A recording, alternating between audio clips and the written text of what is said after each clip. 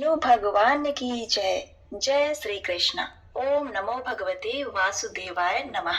प्रिय भक्तगणों, आज चैत्र माह कृष्ण पक्ष की एकादशी तिथि है और आज पाप मोचनी एकादशी का व्रत है।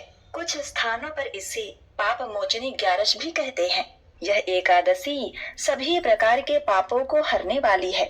जो भी मनुष्य इस एकादशी का व्रत रखता है और इनकी कथाओं को सुनता है, उसकी सभी प्रकार की मनोकामनाएं पूरी होती हैं तथा घर में सुख समृद्धि धन संपत्ति खुशहाली आती है। व्यक्ति के भयंकर पापों का नाश होता है। इस दिन केले तुलसी और पीपल के वृक्ष की पूजा करने का भी विधान है। भगवान श्री कृष्ण कहते हैं, यह पाप मोचनी एकादशी उन्हें अत्यंत ही प्रिय है और इस पवित्र कथा का आधे पर ही त्याग करने वाले मनुष्य घोर नरक में जाते हैं। इस व्रत कथा को सुने बिना एकादशी का व्रत अधूरा होता है, तो इसलिए कथा को पूरा सुने।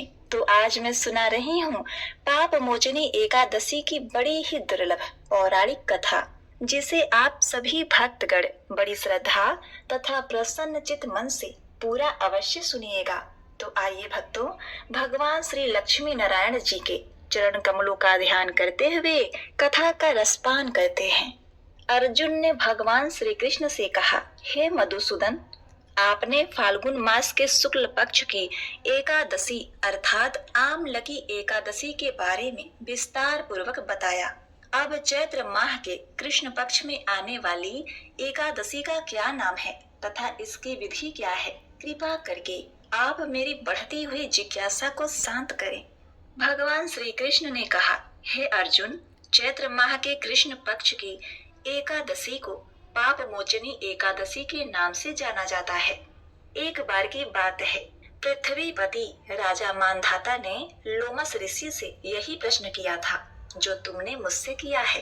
अतः जो कुछ भी ऋषि लोमस ने राजा मानधाता को बताया वही मैं तुमसे कह रहा हूँ। राजा मानधाता ने के महान रहस्यों के ज्ञाता महर्षि लोमस से पूछा, हे ऋषि श्रेष्ठ, मनुष्य के पापों का मोचन किस प्रकार संभव है? कृपा कर ऐसा कोई सरल उपाय बताइए जिससे सभी को सहज ही पापों से छुटकारा मिल जाए। महर्षि लोमस ने कहा, हे राजन, चैत्र माह के कृष्ण पक्ष की एकादशी का नाम पाप मोचनी एकादशी है। इसके व्रत के प्रभाव से मनुष्य के अनेक पाप नष्ट हो जाते हैं। मैं तुम्हें इस व्रत की कथा सुनाता हूँ, ध्यान पूर्वक श्रवण करो। प्राचीन समय में चैत्र रथ नामक एक वन था। उसमें अप्सराएं किन्नरों के साथ विहार किया करती थीं। वहां सदैव बसंत का मौसम रहता था, अर्थात उस जगह सदा नाना प्रकार के फूल खिला करते थे। कभी गंधर्व कन्याएं विहार करती थीं, कभी इंद्र अन्य देवताओं के साथ क्रीड़ा किया करते थे। उसी वन में मेधावी नाम के एक ऋषि भी तपस्या में लीन रहते थे। वे शिव भक्त थे। एक दिन मंजू घोषा नाम की एक अप्सरा ने उनको मोहित कर उनकी निकटता का लाभ उठाने की चेष्टा की। इसलिए वह कुछ दूरी पर बैठ बीड़ा बजाकर मधुर स्वर में गाने लगी। उसी समय शिव भक्त महर्षि मेधावी को कामदेव भी जीतने का प्रयास करने लगे। कामदेव ने उस सुंदर अप्सरा के भौहों का धनुष बनाया, कटाक्ष को उनकी प्रत्यंचा बनाई और उसके नेत्र को मंजू घोषा अप्सरा का सेनापति बनाया। इस तरह कामदेव अपने शत्रु भक्त को जीतने को तैयार हुआ। उस समय महर्षि मेधावी भी युवा अवस्था में थे और काफी हृष्ट पुष्ट थे। उन्होंने यज्ञोपवीत तथा दंड धारण कर रखा था। वे दूसरे कामदेव के समान प्रतीत हो रहे थे। उस मुनि को देखकर कामदेव के वश में हुई मंजू घोषा ने धीरे धीरे मधुर वाणी से बीड़ा का गायन शुरू किया। तो महर्षि मेधावी भी मंजू घोषा के मधुर गाने पर तथा उसके सौंदर्य पर मोहित हो गए। वह अप्सरा मेधावी ऋषि को कामदेव से पीड़ित जानकर उससे आलिंगन करने लगी। महर्षि मेधावी उसके सौंदर्य पर मोहित होकर शिव रहस्य को भूल गए और काम के वशीभूत होकर उसके साथ रमण करने लगे। कामदेव के वशीभूत होने के कारण मुनि को उस समय दिन रात का कुछ भी ज्ञात न रहा। और काफी समय तक वे रमण करते रहे। तदुपरांत मंजू घोषा उस मुनि से बोली, हे ऋषिवर, अब मुझे बहुत समय हो गया है, अतः स्वर्ग जाने की आज्ञा दीजिए। अप्सरा की बात सुनकर महर्षि ने कहा, हे मोहिनी, संध्या को तो आई हो, प्रातः काल होने पर चली जाना। ऋषि के ऐसे वचनों को सुनकर अप्सरा उसके साथ रमण करने लगी। इसी प्रकार दोनों ने साथ साथ बहुत समय बिताया। मंजू घोषा ने एक दिन फिर से ऋषि से कहा, हे विप्र, आप मुझे स्वर्ग जाने की आज्ञा दीजिए। मुनि ने इस बार भी वही कहा, हे रूपवशी, अभी ज्यादा समय व्यतीत नहीं हुआ है, कुछ समय और ठहरो। मुनि की बात सुनकर अप्सरा ने कहा, हे ऋषिवर, आपकी रात तो बहुत लंबी है। आप स्वयं ही सोचिए कि मुझे आपके पास आए कितना समय हो गया। अब और ज्यादा समय तक ठहरना क्या उचित है? अप्सरा की बात सुनकर ऋषि को समय का बोध हुआ और वह गंभीरता पूर्वक विचार करने लगे। जब उन्हें समय का ज्ञान हुआ कि उन्हें रमण करते 57 वर्ष व्यतीत हो चुके हैं, तो उस अप्सरा को काल का रूप समझने लगे। इतना ज्यादा समय भोग विलास में व्यर्थ चला जाने पर उन्हें बड़ा क्रोध आया। अब वह भयंकर क्रोध में जलते हुए उस तप नाशक करने वाली अप्सरा की तरफ भ्रुकुटी तान कर देखने लगे। क्रोध से उनके अधर कांपने लगे और इंद्रियां बेकाबू होने लगी। क्रोध से थरथराते स्वर में मुनि ने उस अप्सरा से कहा, मेरे तप को नष्ट करने वाली दुष्टा, तू महापापिनी और बहुत ही दुराचारणी है। तुझ पर धिक्कार है, अब तू मेरे श्राप से पिशाचनी बन जा। मुनि के क्रोध युक्त श्राप। मैं हूँ इंडिया के टॉप टेलीकॉम का। मुनि के क्रोध युक्त श्राप से वह अप्सरा पिशाचनी बन गई। यह देखकर वह व्यथित होकर बोली, हे मुनिवर, मुझ पर क्रोध त्याग कर प्रसन्न होइए और कृपा करके बताइए कि इस शाप का निवारण किस प्रकार होगा। विद्वानों ने कहा है, साधुओं की संगत अच्छा फल देने वाली होती है और आपके साथ तो मेरे बहुत वर्ष व्यतीत हुए हैं, अतः अब आप मुझ पर प्रसन्न हो जाइए, अन्यथा लोग कहेंगे कि एक पुण्य आत्मा के साथ रहने पर मंजू घोषा को पिशाचनी बनना पड़ा। मंजू घोषा की बात सुनकर मुनि को अपने क्रोध पर अत्यंत ग्लानि हुई, साथ ही अपनी अपकीर्ति का भय भी हुआ। अतः पिशाचनी बनी मंजू घोषा से मुनि ने कहा, तूने मेरा बहुत बुरा किया है, किंतु फिर भी मैं तुझे इस श्राप से मुक्ति का उपाय बताता हूँ। चैत्र माह के कृष्ण पक्ष की जो एकादशी है, उसका नाम पाप मोचनी है। उस एकादशी का उपवास करने से तेरी पिशाचनी देह से मुक्ति हो जाएगी। ऐसा कहकर मुनि ने उसको व्रत का सब विधान समझा दिया। फिर अपने पापों का प्रायश्चित करने के लिए वे अपने पिता चैमन ऋषि के पास गए।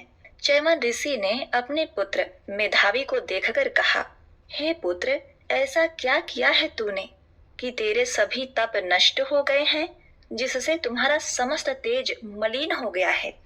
मेधावी मुनि ने लज्जा से अपना सिर झुकाकर कहा, पिताश्री, मैंने एक अप्सरा से रमण करके बहुत बड़ा पाप किया है। इसी कारण संभवतः मेरा सारा तेज और मेरे तप नष्ट हो गए हैं।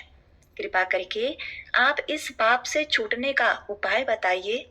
ऋषि ने कहा, हे पुत्र, तुम चैत्र माह के कृष्ण पक्ष की पाप मोचनी एकादशी का विधि तथा भक्ति पूर्वक उपवास करो, इससे तुम्हारे सभी पाप नष्ट हो जाएंगे। अपने पिता चैमन ऋषि के वचनों को सुनकर मेधावी मुनि ने पाप मोचनी एकादशी का विधि पूर्वक व्रत किया। उसके प्रभाव से उनके सभी पाप नष्ट हो गए। मंजू घोषा अप्सरा भी पाप मोचनी एकादशी का उपवास करने से पिशाचिनी की देह से छूट गई और पुनः अपना सुंदर रूप धारण करके स्वर्गलोक चली गई। लोमस मुनि ने कहा, हे राजन, इस पाप मोचनी एकादशी के प्रभाव से समस्त पाप नष्ट हो जाते हैं। इस एकादशी की कथा के श्रवण व पठन से हजारों गौदान करने का फल प्राप्त होता है। इस उपवास के करने से ब्रह्म हत्या करने वाले, स्वर्ण चुराने वाले, मद्यपान करने वाले, अगम्य गमन करने वाले आदि भयंकर पाप भी नष्ट हो जाते हैं और अतः और अंत में स्वर्गलोक की प्राप्ति होती है। हे राजन, तुमने भगवान विष्णु के लीलाओं को तो सुना, किंतु राधा रानी के लीलाओं को सुने बिना व्रत पूर्ण नहीं होता। अतः राधा रानी की लीलाओं को भी सुनो। एक संत वर्षाना में रहते थे और हर रोज सुबह उठकर यमुना नदी में स्नान करके राधा जी के दर्शन करने जाया करते थे। यह नियम हर रोज का था। जब तक राधा रानी के दर्शन नहीं कर लेते तब तक जल भी ग्रहण नहीं करते थे। दर्शन करते करते तकरीबन उनकी उम्र 80 वर्ष की हो गई। आज सुबह उठकर रोज की तरह उठे और यमुना जी में स्नान किया और राधा रानी के दर्शन को गए। मंदिर के पट खुले और राधा रानी के दर्शन करने लगे। दर्शन करते करते संत के मन में भाव आया कि मुझे राधा रानी के दर्शन करते करते आज 80 वर्ष हो गए, लेकिन मैंने आज तक राधा रानी को कोई भी वस्त्र नहीं चढ़ाए। लोग राधा रानी के लिए कोई नारियल लाता है, कोई चुनरी लाता है, कोई चूड़ी लाता है, कोई बिंदी लाता है, कोई साड़ी लाता है, कोई लहंगा चुनरी लाता है, लेकिन मैंने तो आज तक कुछ भी नहीं चढ़ाया है। यह विचार संत जी के मन में आया कि जब सभी मेरी राधा रानी के लिए कुछ न कुछ लाते हैं तो मैं भी अपनी राधा रानी के लिए कुछ न कुछ लेकर जरूर आऊंगा, लेकिन क्या लाऊं जिससे मेरी राधा रानी खुश हो जाए। तो संत जी यह सोचकर अपनी कुटिया में आ गए। सारी रात सोचते सोचते सुबह हो गई। उठकर स्नान किया और आज अपनी कुटिया में ही राधा रानी के दर्शन पूजन किया। दर्शन के बाद बाजार में जाकर सबसे सुंदर वाला लहंगा चुनरी का कपड़ा लिए और अपने कुटिया में आकर के अपने ही हाथों से लहंगा चुनरी को सीला और सुंदर से सुंदर लहंगा चुनरियों में गोटा लगाए। जब पूरी तरह से लहंगा चुनरी तैयार हो गया तो मन में सोचा, इस लहंगा चुनरी को अपनी राधा रानी को पहनाऊंगा तो बहुत ही सुंदर मेरी राधा रानी लगेंगी। यह सोचकर आज संत जी उस लहंगा चुनरी को लेकर राधा रानी के मंदिर को चले गए। मंदिर की सीढ़ियां चढ़ने लगे और अपने मन में सोच रहे हैं, आज मेरे हाथों के बनाए हुए लहंगा चुनरी राधा रानी को पहनाऊंगा तो मेरी लाडली बहुत सुंदर लगेगी। यह सोचकर जा रहे हैं, इतने में एक वर्षाना की लड़की आई और बाबा से कहने लगी, बाबा आज बहुत ही खुश हो, क्या बात है? बाबा बताओ ना। तो बाबा ने कहा, लाली आज मैं बहुत खुश हूँ। आज मैं अपने हाथों से राधा रानी के लिए लहंगा चुनरी बनाया है। इस लहंगा चुनरी को राधा रानी जी को पहनाऊंगा और मेरी राधा रानी बहुत सुंदर दिखेंगी। उस लाली ने कहा, बाबा मुझे भी दिखाओ ना, आपने लहंगा चुनरी कैसी बनाई है? लहंगा चुनरी देखकर वो लड़की बोली, अरे बाबा राधा रानी के पास तो बहुत सारी पोशाक है, तो ये मुझे दे दो ना। तो महात्मा बोले कि बेटी तुमको मैं दूसरी बाजार से दिलवा दूंगा, ये तो मैं अपने हाथ से बनाकर राधा रानी के लिए लेकर जा रहा हूँ, तुमको और कोई दूसरा दिलवा दूंगा।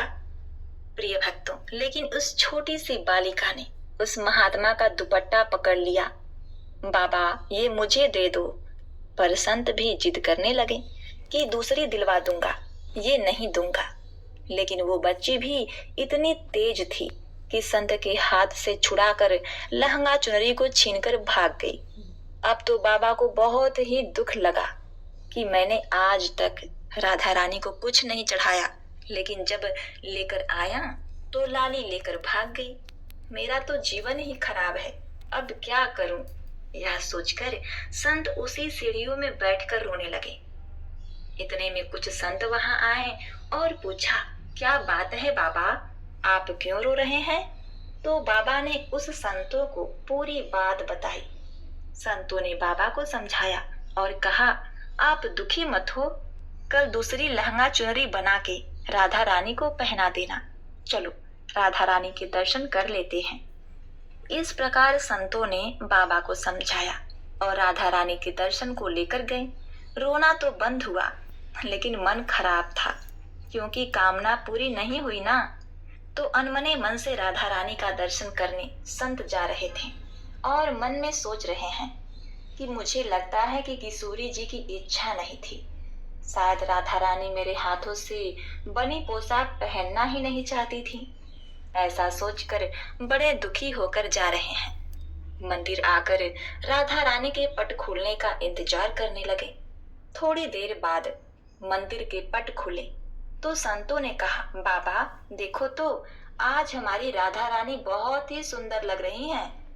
संतों की बात सुनकर जैसे ही बाबा ने अपना सिर उठाकर देखा तो जो लहंगा चुनरिया बाबा ने अपने हाथ से बनाकर लाए थे वही आज राधा रानी ने पहना था।